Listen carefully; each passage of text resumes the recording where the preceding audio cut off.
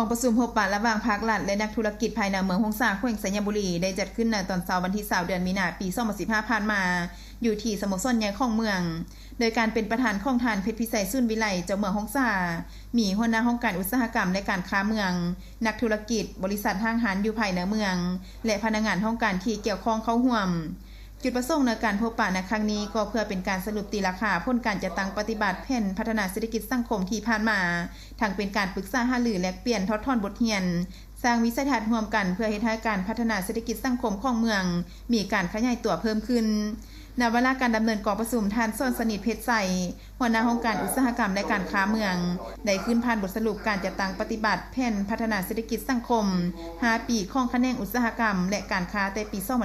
2009-2014ซึ่งบางตอนท่านกล่าวว่าในระยะ5 ปีผ่านมาเศรษฐกิจของเมืองได้มีการขยายตัวอย่างต่อเนื่องและมีจังหวะมั่นเที่ยงเศรษฐกิจโดยรวมขยายตัวอย่างต่อเนื่องอยู่ในปี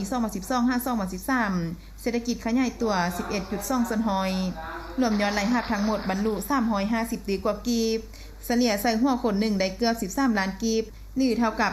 1,600 กว่าดอลลาร์สหรัฐเทียบใส่แผนการ5 ปีสามารถปฏิบัติได้ลื่นคัดใหม่100 กว่าดอลลาร์สหรัฐเทียบใส่ปี2009เพิ่มขึ้น950 ดอลลาร์สหรัฐ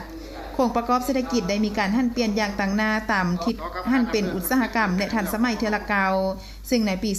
2014คงเคสกสิกรรมกวมเอา38ส่วนหอยคงเคสอุตสาหกรรมกวมเอา27ส่วนหอยและคงเคสบริการกวมเอา35ส่วนหอยบรรดาโครงการที่ได้จัดตั้งปฏิบัติทั้งหมด37โครงการรวมมูลค่าเกือบ28 ตีกีบกวมเอา 6.7 ส่วนหอยของ GDP